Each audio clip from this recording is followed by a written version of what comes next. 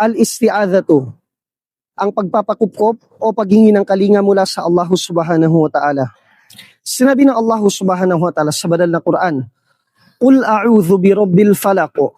Sabihin mo o Muhammad na ako ay humihingi ng kalinga at nagpapakupkop sa Allah subhanahu wa ta'ala na tagapaglikha ng bukang liwayway.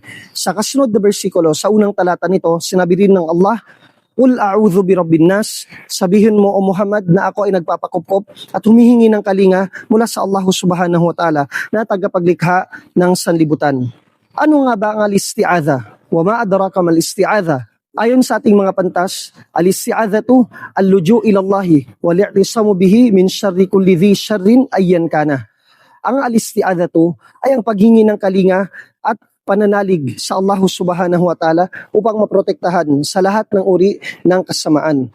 Ang al-musta'adhu bihi, ang pinaghihingan ng kalinga ay tanging Allah subhanahu wa ta'ala lamang at hindi pinahihintulutan sa Islam na humingi ng kalinga o magpagkupkop sa iba dahil ito ay tanging sa Allah subhanahu wa ta'ala lamang at tanging Allah lamang ang may kapangyarihan at kakayahan na gawin ito.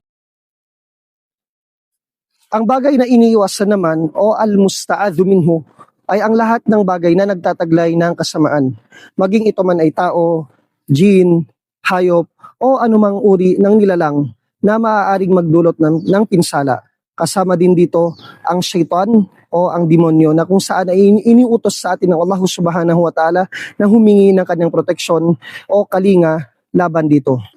Ang mga talatang ating nabanggit kanina ay nagpapaalala sa atin kung gaano natin kailangan ang kalinga at proteksyon ng Allah subhanahu wa ta'ala. Kaya't ugaliin nating magpakupkop at hingin ang proteksyon ng Allah subhanahu wa ta'ala laban sa lahat ng mga nilalang sapagkat tanging Allah lamang ang may kakayahan at may kapangyarihan na ibigay ito. Amma ba'du, fassalamu alaikum warahmatullahi wabarakatuh.